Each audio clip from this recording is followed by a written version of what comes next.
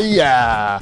Welcome back to another episode of Drafts with Jordan and Josh. I am one of your hosts, Mr. Jordan Plucker. With me, as always, is Mr. Josh Liskowitz. If you are a fan of the show, you know we sometimes struggle with intros. Today is no different. Josh went to places we don't want to go, but we have started over again. We are here. We are excited. Josh, how are you doing, buddy? I am doing great, Jordan, but I cannot wait to tell you about what happened to me yesterday. No, absolutely do not tell me about what happened to you yesterday. But, Josh, I am excited that, it is October now, and the weather's starting to change a little bit here, which is nice. The Halloween decorations are out in my neighborhood. Plenty of spooky, scary trees. I think I might have seen one or two skeletons. Anything going on there in the Liskowitz household? Yes, the wife has placed tombstones in the yard, so we are a literal graveyard, which, now that I think about it, should be fun when the mowers come in. Rolling over our graveyards, waking the spirits, but it's all part of the experience. We turned our heat on for the first time today. Now it is sweltering, so that's not working out. So you're happy it's not 100 degrees. We're at that weird mark where it's 40 degrees at night and 65 during the day, so you can't quite figure out what you're trying to get at temperature-wise. But this is usually, when the football starts to get good. Like you get through those first couple of games where you're still trying to figure out who you are as a team, and now it's when we really start to get into the good football. But, Josh, we've been starting every show since the season started, keeping track of the rookies, because we always like to keep track of those rookies. And, our Billy Moy has been keeping track of it every week on ProFootballFocus.com. So the rookie rankings, Josh, we've been covering the top 5. Josh, we have a new number 1. Yeah. So Kareem Hunt has been leading the whole way, Josh, but he's been dethroned. He blew it. Not really. Number 1's just really, really good. Yeah, Marshon Lattimore. I mean, what you've been watching him probably more than I have. Josh, he's got a PFF grade of 94.1 right now. What are you seeing out of Lattimore? Yeah, I like the fact that his single lowest grade in a game was week 2, 83.9. I venture to say there's probably 70% of the corners in the league will never get that. So he's a rookie, and through his first 6 games, that's his worst grade. That is quite impressive. He's surrendering just 0.61 yards per coverage snap this season. That's the 11th lowest among all cornerbacks that qualify for the stat. I think it's like 109 of them. So really, really impressive start. I don't know what else to say about him. And they had Green Bay this past weekend. Obviously, Green Bay had wide receiver issues or quarterback issues. Definitely don't have wide receiver issues. Still played well. 94.1 grade as a rookie at corner? Yeah. That's ridiculous. Yep. 50.2 opposing QB rating against him. That's just ridiculous. Yeah. So, I mean, it's not like Kareem Hunt did anything bad. Kareem Hunt's, still holding number 2. He's got a PFF grade of 93.8, but just Lattimore's just been on such a tear lately that he surpassed him in Billy's list and is now number 1 right now. Tre'Davious White still holding strong there at number 3 after Hunt. And then we have another new entry, Josh, in the top 5, and that's number 4, Aaron Jones, the running back for the Packers, PFF grade of 86.7. What are you seeing, Josh? Yeah, this one's kind of a shocker because Montgomery, obviously, he had the rib injury, but that's really the only reason that Aaron Jones has seen a significant uptick in usage. And boy, he's done the most of it. He's one of just 3 backs who has fewer than 70 carries to have at least 5 runs of 15 or more yards on those runs. So that tells you the kind of big play guy he's been. Obviously, they're going to need that to continue going forward, but Green Bay fans had to be excited with what he did against New Orleans this past week because that run game is going to have to now become a much bigger feature of that offense with Aaron Rodgers out. So they're going to need guys like Aaron Jones to step up, and he looks like he's capable of doing so. All right, the number 5 and another new entry now in the top 5 here for Billy's list is Dalvin Tomlinson, the defensive tackle for the New York Giants, PFF grade of 83.3. Josh, he's doing some really good work against the run. Leads all rookies with 9 run stops. So he's been really excellent in that regard. He really walked into a really nice situation, and that was something that you and I had talked about once he was drafted in terms of when you think of the rest of that defensive line. Damon Harrison, obviously the two edge guys, although they're not all healthy right now. That's still a really good situation for him, and it doesn't surprise me now that he's getting more reps that he's starting to take advantage of it like he is. All right, and the rest of that list is available on ProFootballFocus.com to PFF Edge and Elite subscribers. All right, Josh, another great piece right now up on ProFootballFocus.com is we've been scouring, through all of the draft-eligible players in the country and sort of ranking them based upon, one unique PFF grade or stat. So this week we've been doing the top draft-eligible interior defenders by their run defense grade, which has been pretty cool. And, number one, and I got to tell you, Josh, I'm not shocked, and I know you're not shocked, but number one, Maurice Hurst from Michigan, run defense snaps 150, run stop 16, run defense grade 92.3. This guy is a force. Yeah, he's been outstanding in every single game this year, and really was last year as well, just getting more usage, kind of him taking over that role with them not having quite as much depth as they've had in the past. But there's no player in the country, regardless of position, playing as well as Maurice Hurst. Even this past weekend against Penn State, he was still the highest graded player on Michigan's roster. NFL teams are going to love him because of his versatility. He's playing nose tackle right now, and that's not a position that I think before this year anybody would have ever considered. But, I mean, like we said, he's dominating every single game, every single snap. He's a dominant force against the run, also against the pass. We think probably he translates a little better to the next level as a three-tech, so really he's not going to be scheme-dependent. But teams have to be salivating over him, and they're going to have to take him pretty high because he's been really on the league of his own in terms of college production. He's just been the man this year. Yeah, he's a guy that I think is going to go really, really high in the draft. I think he'd probably be, top 10 range most likely. So yeah. The number 3 player on this, actually, sorry, not number 3, number 2 player on this list is Tashon Smallwood from Arizona State. Run defense snaps 186, run stops 8, run defense grade 87.6. Josh, this is a guy who's been, hasn't really generated a lot of pass rush over his career, but's always been sort of a decent run stopper and showed flashes. But what are we seeing this year?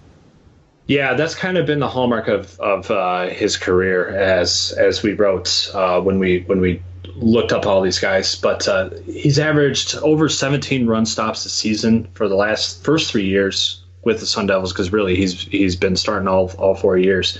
He's certainly on pace to get there again this year. Everyone wanted to talk about Toran Crump on the Arizona State line heading into the season, and unfortunately Crump's been injured. But Smallwood has been every bit as impressive, at least in terms of his run-stopping ability. Certainly up there in that regard. Not a huge guy in terms of like a typical nose tackle, but still really solid in the run stopping, and that's certainly going to get him drafted, and it'll be interesting to see where he ends up in that regard, because there's certainly a place for him when he's that consistently productive for that long. All right, and number 3 on this list is Derrick Nnadi from Florida State.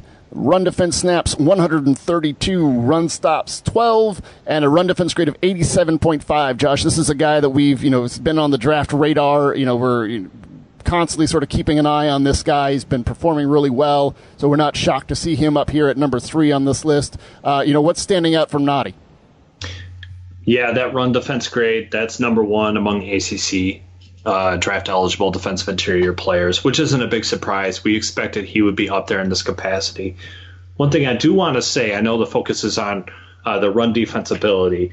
He's a known commodity. We knew he'd be good at this going into this year, but he's starting to show signs that he's improving his pass rush ability. He has 3 quarterback pressures in 3 straight games, and I'm excited to watch him this weekend, or actually Friday, to see if he can continue to build on that forward momentum and that capacity as well. Because if he can start putting both together, that's what's really going to elevate his draft stock. All right, and now you can read the rest of that article on ProFootballFocus.com if you are a PFF Edge or Elite subscriber. All right, we are doing a new segment this week on drafts where, if you are a fan of the NFL draft like I am, like Josh is, that means at some point you rooted for an NFL team that wasn't going to make the playoffs that year, and so you had to find a little source of hope. And a lot of times that little source of hope was the draft. So we're going to start taking teams that aren't going to be making the playoffs this year and sort of, maybe starting to bring some hope to the fan base by sort of like going over and seeing what they could be doing in the draft to improve the team to get them on the right track for next season. So we decided that we were going to start off basically at the bottom of the draft order with our winless 49ers, and it just so happens that we have Mr. David Neumann with us, who is a fan follower of the 49ers for years. He studied them quite in depth. So thank you, David, for joining Josh and I and for helping us break down the 49ers. Yeah, not a problem, guys. Thanks for having me. David, you are the official Princess Leia for the San Francisco 49ers. What we want to do is we want to go through position by position generally and kind of get a state of the franchise. Figure out where they're at and where they need to go in the future with it. And we'll take it from there. Let's start on the offensive side of the ball. I hear they have some quarterback issues, David. You want to tell us a little bit about that? That might be one way to put it. So it turns out that Brian Hoyer couldn't even successfully fulfill his duties as a bridge quarterback and get him through the entire season there. So on to CJ Beathard, who I think he's somebody that's kind of hard to get excited about. He's got some decent tools, I think, and then obviously there's some flaws that he's trying to work through. Hasn't looked great through 2 games. You get the occasional throw here and there, but really struggles kind of moving around the pocket effectively, is really struggled on throws to his left in the intermediate area, where you see just kind of this inability to really get his feet under him and kind of open those hips up and drive on those throws. And so I think he's leaving some of those throws inside a bit. And so I think there are, some issues with him where he was a 3rd-round guy. He was somebody that a lot of people didn't even really expect to be taken that high. And is now kind of thrust in there with a team that has a lot of other weak spots and it doesn't really have the best supporting cast around him. And I think that's what we're seeing through 2 games. I mean, still, early with him and still kind of, a little bit intrigued because he was a guy that Shanahan liked. But, I don't know that he's necessarily somebody that a lot of fans are looking at as the long-term answer there. So despite the fact that he's the 3rd-round pick, I assume you agree with me that it doesn't necessarily mean that they're married to him at this point. Obviously, they're going to get a look at him the rest of the season, see where it goes from there. I mean, if he turns it around miraculously, okay, but have to think that that's going to be the central focus of the offseason, right? Yeah, definitely. I think quarterback is certainly the big question that they're going to need to answer in the offseason. I mean, I think it makes sense moving on from Hoyer. With Hoyer, right, you know what you have in him. You might as well see if there's something, in this young guy that can surprise you a little bit as you move into the offseason and have to kind of make that big decision, whether that be, somebody in the draft, which is kind of the direction that I'm hoping they go, or, you start looking at, free agency and somebody like Kirk Cousins and going that direction. But whatever that decision is going to be, I think you have to first see what you have in Beathard and see if there's something there that maybe surprises you a little bit, because they have a lot of needs to fill, a lot of positions to fill, but that is the primary question that they have to answer without question. And you got to think that if it does not get addressed, like by that Cousins situation, I know Josh has some other possible free agency ways they could go that route, but you have to think that quarterback is going to be at the top of the list of priorities. All right, David, why don't you go ahead and take us through those offensive skill position players and the depth that the 49ers have there?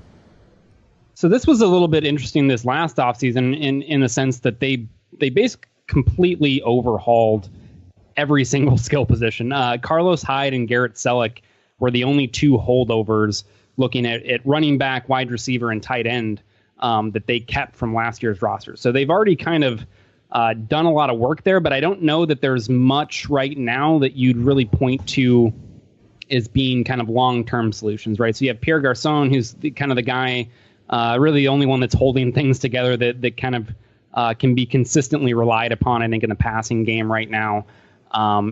With Carlos Hyde, he's somebody that's kind of been up and down this season, I think, coming off a good week last week, but I don't think there's a sense that he's kind of a long-term solution there and somebody that they really want to re-sign because he's coming up going to be a free agent after the season. So I think there are right now some intriguing young players that kind of have the ability to, I think, be more role players in the future. Guys like a Trent Taylor, like a George Kittle, even like a Matt Breida, I think are all players that I think can be complementary pieces, right? They're not going to be the focal point of your offense at any point, but I think they're solid players that when you have the right pieces around them, kind of the more go-to guys that they can fit in there nicely. So I think they're really looking for guys that can come in at those positions and be the impact players, right? Somebody that's going to be the long-term replacement for a Pierre Garçon, the number one receiver there.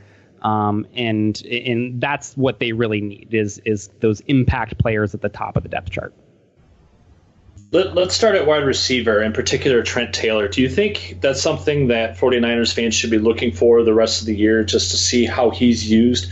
Because Jordan and I am prepping for this episode, we talked about the need to find that true slot receiver. That's a big deal for this system, for Shanahan. They need to find that guy. There's probably a couple guys in the draft, and Jordan and I will talk about that later. But Trent Taylor is kind of the guy they got in the short term. They drafted this past season. It seems like that's a guy that they really need to feature the rest of this year to figure out what they have in him. Right. I think his role is slowly starting to grow, right? He didn't get a ton of snaps, I think, early on, a ton of targets coming his way early on. But I think they're slowly starting to find out, what we can get at him. And I think, part of the issue with him and not getting a lot of looks is really been quarterback play. And he's got, I think, kind of some unfortunate offensive pass interference penalties there that have taken away a couple nice grabs. But he was somebody that Shanahan really liked, was really high on him after the draft, said that he was maybe his favorite player in the entire draft class. And somebody that he really believes in his ability to beat man coverage in the slot, right? That was something that he called out specifically was, you really need somebody on third down that can, separate from man coverage in the slot. And I think Taylor, it's obviously very early with him. I think he's shown that in some limited snaps, but yeah, they definitely need to find out if he can be that guy going forward. And he's had 10 targets combined the last 2 weeks. So maybe he's already seen a little bit of a consistent uptick with Beathard under center. So, yeah, we'll take a look at him going forward. On running backs, I think this is probably something they're going to address. But like you said, Carlos Hyde, the assumption now seems to be that they're not going to sign him, like you said.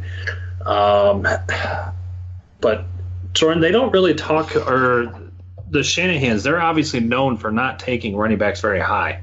Correct. Yeah, they're usually known for not investing much draft capital that way. Just sort of again having Coach Turner identify somebody late, and then coaching them up from there and getting sort of production on the cheap. So I can't imagine them investing a high pick on a running back. I think that they'll just continue to do what they have and what they've been successful doing, finding players like a Matt Breida or someone again late in the draft, like day 3. But again, what they're really going to value the most at that position is cutting ability on that outside zone run, and then again someone who's got some serious dog to them, some serious competitiveness to when they have the ball in their hands. That's what they're going to be looking for at the running back position. Yep, I'm going to throw a name out there now, just because this isn't a position group, because they're not going to draft high. We're not going to discuss later on. How about James Butler at Iowa? He graded extremely well at Nevada. Actually, I believe he led the country last year in forced missed tackles. He understands running that outside zone, and he comes ready to play on third down, which is obviously critical, especially in this offense. So I think something like that, along your line of thinking, Jordan, would make a lot more sense to take a guy like him that's not a superior athlete, so he's not going to go top 3 rounds. Take a James Butler a little bit later in the draft. Yeah, they're going to – I mean, that type of thing would work, ideally for them. Like I said, they're going to – Coach Bobby Turner is going to be really involved in who they pick, and they're going to pick that guy on day 3. Like I said, they're going to see something like that they like in him, and it's mostly going to be like a cutting ability or something like that can translate, that they think can translate sort of right away, and they'll have no problem playing somebody, as a rookie.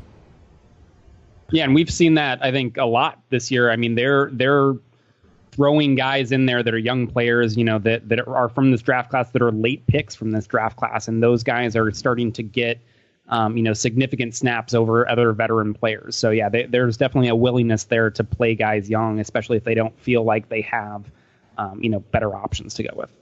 I also think that a tight end is also in play for them solely based on scheme. I mean, I know they added Kittle and they like Kittle, but they like to use, historically like to use like a 2 tight end set in the red zone, and the tight ends see a lot of red zone targets in that offense. So I think that they probably go that way at some point soon.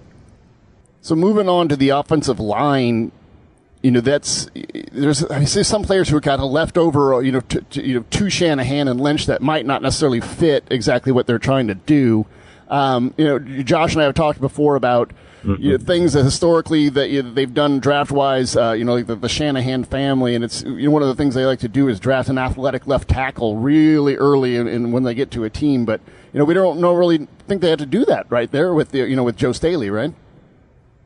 Definitely. Staley's, the one guy, the one kind of veteran player along this offensive line that's that's still kind of playing at a high level, right? I think he's started a little bit this season. He's had some issues in the run game a little bit more than in years past, but I don't know that I'm ready to kind of chalk that up to him falling off yet, right? I don't think we've really seen it enough. I think he's still somebody that is really the one guy right now that you can rely on. You have Trent Brown at the other tackle spot, who I think has a ton of ability. And I had some question marks about how well he fit in that scheme, right? Because of some of the athleticism stuff that you mentioned there and needing to be able to run that outside zone. But I think he's somebody that's played well this year, and especially in pass protection has looked good. And so it's the tackle spots I think you feel a little bit better about. It's really the interior of the offensive line that's just been kind of a massive, massive problem. And it was something that they, you couldn't address with where this roster was at headed into this season.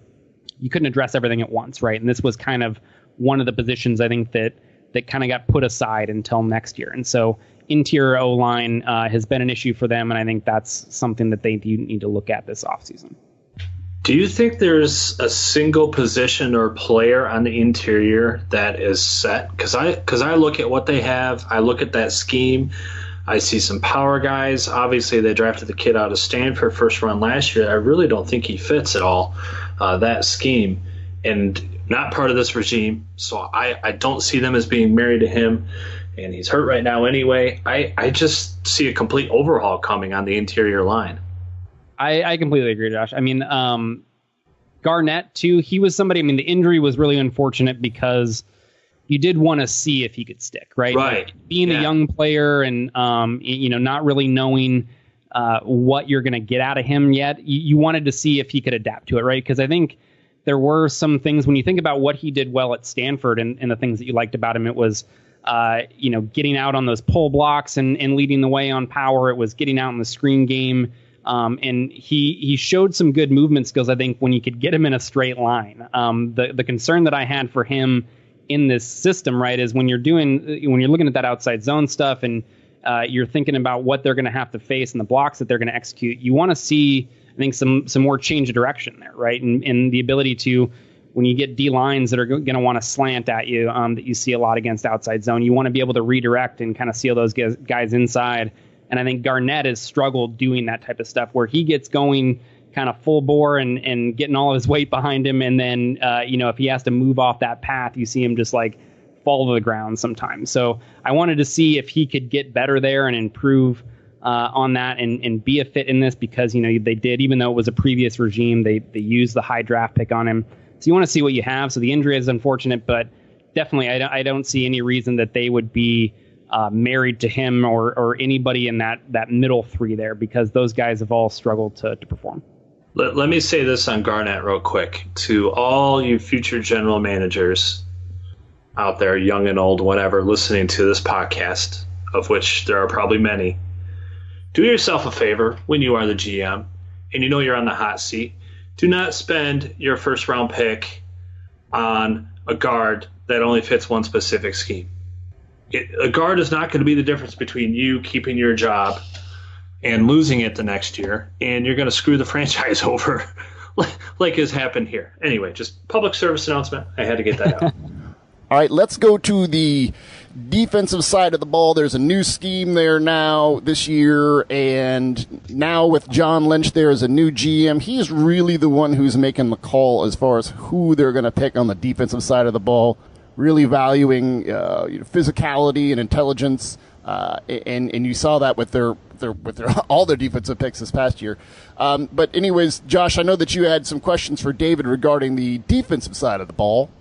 Yeah, where I want to start here, David, is with their first-round pick from this past season. And Jordan, this is a guy that you were higher on before anybody else. I can verify this. Normally, I just pick on you, but you were high on Solomon Thomas first. He's yours. You own him. If he fails, it's all your fault. Yes. But the weird thing about him is that what do you really do with him at the next level? He was a tweener at Stanford, wasn't really an edge player, wasn't really a tackle either, not really sure what to do. And then you look at the splits of what San Fran is doing with him. He's had, 397 defensive snaps, and over 300 of them have been at straight outside linebacker edge, essentially, positions. What are they doing with him? Is this where they really see him long term? Is this working out, David? Or do you think if they get proper personnel next year, they'll kick him back down to the line? I think really what they want him to be and what the plan is for him, which has been a little bit shaky. I mean, they've talked about even Robert Saleh, the defensive coordinator there, has mentioned in press conferences this season about how, he's one of the rookies that they have that has been asked to learn 2-3 positions on that D-line. Yeah. I mean, he's basically, needing to learn to play every position that they have on the D-line, but except for nose tackle. So he does kind of have a lot on his plate there from that respect, and I think that they would benefit from simplifying that a little. But they see him as their Michael Bennett of the future, right? The guy that's going to play the strong side end and base, and then it's going to be kind of a mix of edge and interior guy when you get into your nickel and your sub packages and being able to rush the passer there. And I think the selection of him is a perfect example of them not being married necessarily to guys that are high picks from the previous regime, right? You look at Eric Armstead. Yeah. I mean, DeForest Buckner is DeForest Buckner. He's the one guy right now that they have that is performing at a high level consistently, game after game. Outside of that, I don't really think that they have, they're married to any of those guys up front, right? So I think when you look at Eric Armstead, he's a guy that they haven't really known how to use this season. They wanted to play him at that weak side end position, which I think was a misuse of his ability. And so I don't know. I think he's the guy more likely to get replaced, right? So if you start looking in the future and them adding more of a pure edge rusher type and a guy that can provide that speed on the outside, I think that's the guy that gets replaced is your Eric Armstead as opposed to Solomon Thomas. I think they want to be, the guy that in base can go up and dominate tight ends in the run game and be able to be a force there and then be a presence, as an interior rusher in your sub packages. So I think that's the long-term goal. He's up and down right now, but I think he, like you mentioned, at Stanford, right, he was mostly kind of a tweener, played more inside than outside there. I think he's still learning how to play the game on the edge a little bit. So I think I don't think that he lacks the skill set to do so. I think he lacks the reps to do so consistently right now. So I think they're hoping that comes with time. One thing I will add. Oh, go ahead. Do you think the investment that they've made in him, and as far as like that draft capital, and as far as the other picks on the defensive line, do you think that sort of will preclude them from using a high pick on like at least a pure like edge rusher? I think maybe in this next draft specifically, like I think that would be a little strange, just because there's a lot of other spots there that I think that they're going to want to address, but. I think they very much need a speed guy off the edge right now. They brought in Elvis Dumerville, who they hoped would be kind of their like Dwight Freeney type veteran addition this season. And he's done well, but I mean, he's a limited player at this point, right? He's coming in only on pass downs and, limited in that regard. So they don't have a guy there right now. I mean, Aaron Lynch, there was questions as to whether he was even going to make the 53-man roster because they're not big. They don't seem to be big fans of him. So you go down the rest of that depth chart and they don't have anybody with that skill set. So I think they need to add that, absolutely. Whether they are willing to do so with, what might be the number 1 or number 2 overall pick this year, like that, I don't know. Moving on to the linebacking core, and we're going to bring Edge up a little bit in this again, I suppose. Obviously, spent their second first round pick. Yep. Foster. Yep. And when he's on the field, good things are happening, and that's really been the major issue for him. But outside of him, is there really anything there at all? I mean, that's still something they need to figure out. Not just the edge players, the outside backers, but they really need someone else next to him too, in my opinion. Definitely. I mean, you got Foster, which it's kind of unfortunate that he's already becoming the guy that's when he's on the field, when he's healthy. Yeah. That just kind of gets appended to his name whenever he gets brought up right now. So yeah, I mean, you hope that he can be healthy going forward, because he's been great when he's been on the field so far, and I think he's clearly their top guy at the position already. Even when Navarro Bowman, before that situation happened, I think he had already kind of outpaced him in terms of what he's able to do currently. But I think the Bowman move, left them. That was very much we're not too concerned about the short-term results. Like we're looking to move this the direction we want to go long-term, right? Navarro Bowman, I don't think was ever going to be a guy, with just unfortunately what the injuries did to his ability, that was going to be in their long-term plans. So I think you saw them, he was unhappy with playing time starting to go away. And so, go ahead and let's move on from that now, even though we don't have a clear plan for what we're going to do for that spot. I think they're playing Ray Armstrong there right now.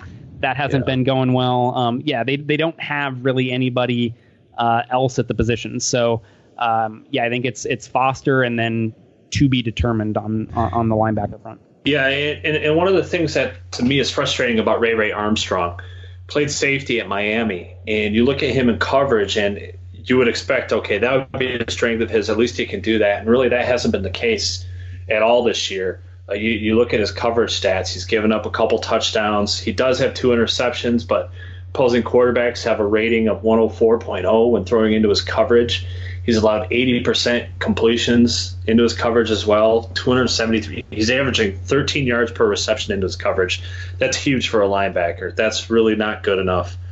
And I think this being his 4th year, they're probably in a stage where they need to find, in particular, a linebacker that can help them out in coverage.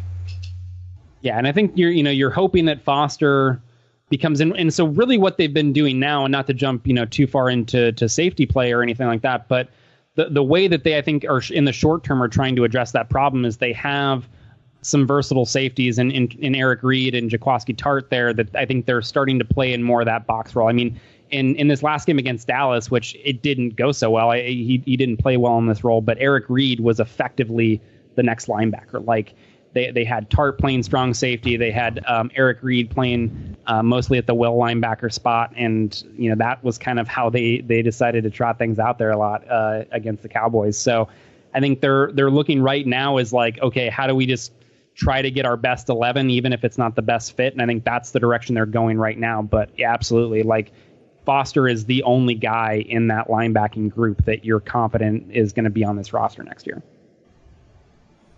Moving outside the corner, I know that they, spent the decently high pick on Akella Witherspoon there, who I believe is now starting to get on the field. But do you see them taking another corner high probably next year? If they go defense, so I'm kind of the mind that they're going to go big offense, and that's really going to be kind of the focal point for them, this next offseason. But I think if they were to take a defensive position high in this draft, like in day 1, day 2, I do think it would be at cornerback, because that position has just been such a huge problem. It's been their worst position defensively, pretty clearly there. Rashard Robinson, Dante Johnson have been the primary guys so far, and they haven't been able to get it done. Witherspoon, I think, is a guy that they like. It was a guy I know that you liked coming out, a guy that I liked as well coming out, that I think they thought, I think he was a little bit raw and, had to work on some of the more technical skills there for the position. And so they're finally getting to a point where they're starting to feel more comfortable. And maybe it's too just that the play at the position's been so bad through the first, 5 games before he really started to see the field. that they're like, well, he can't, be any worse than what we're getting out of there right now. So let's give it a shot and let's let him kind of learn on the fly a little bit. But I think you see with him some movement skills that separate him from the other guys that they have. I mean, there was a play in this Cowboys game where you see him defending a slant to Des Bryant there, and it's like he kind of gets out of position, jumps off the snap, and gets in a bad spot, but just has like that fluidness in his game to be able to recover, get his hand in on the ball, and contest the catch. And that's something that you don't see from their other guys at all. So yeah, I think they want to work him in more. That he had some work to do, but he's, I think, still very much in their long-term plans. Yeah, I mean, that whole scenario you just described to me sounded exactly like his Colorado tape. I mean, so that's just who he is, and so yeah, I think that and he's still kind of new to football, as far as his background. I think he's got those soccer feet that allow him to do all that stuff. But anyways, I don't want to get onto a Keller Witherspoon show here, but.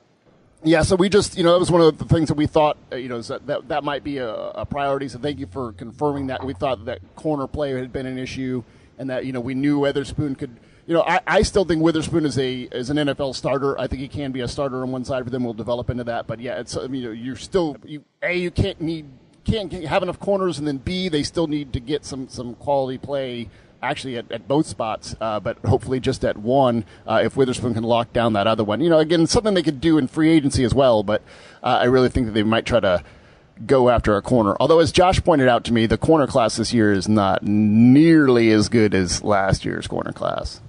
Yeah, David, I wanted to talk to you about safety, though, and I guess that kind of rounds up the defensive discussion. What is the future, long-term, short-term? Is there such a future for guys like Jimmy Ward, Eric Reed? Both have different kinds of issues, but are those guys you think they're going to look to for the future, or are those potentially replaceable guys that they could look to the draft to fill as well? I think Eric Reed right now is looking like the more replaceable piece. And I think injury, unfortunately, kind of maybe put him behind that 8 ball a little bit, because all of a sudden he's off the field and Tart comes in and has played incredibly well. He's been one of their best defenders so far this season. I know has graded very well for us. So he's come in and kind of almost stolen that strong safety job a little bit. And so now that's why they're trying to do some of the different things with Reed just to get him on the field, because I think they still, right now for 2017, feel like he's one of their best 11, but he doesn't really have a clear spot. So he's coming up. I mean, his contract is going to be up, so he's a free agent after the season. I would be really surprised if they re-signed him at this point with the way things have gone. Jimmy Ward, they did pick up his option, so he's going to be around for at least one more season. And I actually like Ward back there. I mean, he's had some injury issues a little bit that kept him out early, and I think he's still kind of getting used to playing back deep there. But you see some plays, man, where he just looks really good in that single high roll, where he is just really fluid back there. I think his play recognition is really good. You see him rarely kind of take bad steps, and he's always seems to be moving to the right spot. So I think he's a player it's definitely, even though he's been a little up and down this season, I could see him sticking at that free safety role if he can kind of get things a little bit more consistent back there right now. So let's bring this full circle now, David, now that we've gone through all the positions. Let's say that they're able to get Kirk Cousins in the offseason, so they have quarterback figured out. Let's say they have one of the top 3 picks. I think that's a fairly safe assumption at this point. Obviously, they haven't won a game yet at this point. What are they going to do with that first-round pick, keeping in mind that they don't need a tackle, interior line, you don't spend that high a pick on. Obviously, defensive line, they've gone that 3 years in a row. They're not going a 4th. That might also prevent them from taking edge. Cornerback, there's no one really worth that high. We're kind of very limited. Wide receiver, I don't know if there's a wide receiver that's going to be ranked that high. What do you think they do with that pick? I mean, so in that scenario, that I think is a bad position for them, right? That's one of those scenarios where you just you landed at the top of the draft in the wrong year for what you need. Because those positions, I think the positions that they need the most, it's really the premium ones, right? They need quarterback, they need corner, they need wide receiver. Those positions there that, most people are going to put in their top 3, 4, 5 positions that you need on your roster. that's where they need guys, right? They're the only spot that they really feel probably comfortable in is, you're thinking obviously D-line with the exception of that edge guy. And you're thinking safety is probably okay right now, and you're usually not going to take a guy that high anyway at that position. So I think if they don't go quarterback, if it's a situation where they do get Cousins and they're not looking to go quarterback with that first selection, that's a bad spot for them. And I could see them trying to trade out, right? They've been, I think, comfortable. It's only 1 year that we have with this regime, but I think with Pragmarate, who's kind of the guy, he's the cap guy, the analytics guy that really works a lot of the draft day trades for them as well. And he is, he's been around there for a while, and he's shown very much a willingness to move down in the draft. And so I think you could see that sort of scenario play out if they're not going QB. But that's a tough spot. I mean, I guess I would want to have a wide receiver there, right? If it's a weak cornerback class, you don't really know if you're going edge. Like a receiver is the one spot that they really need an impact player for kind of whatever quarterback whatever they're going to do with that situation. Awesome. Well, thanks for your time, David. We really appreciate it. We, as being a part of the PFF, experience here, we all have our own tiny little part that we play, so we don't get to see everything ourselves. So that's why we sort of rely on each other. So thank you for, bringing that 49ers perspective to us, David. Yeah, My pleasure, guys. Yeah, thanks a lot for having me.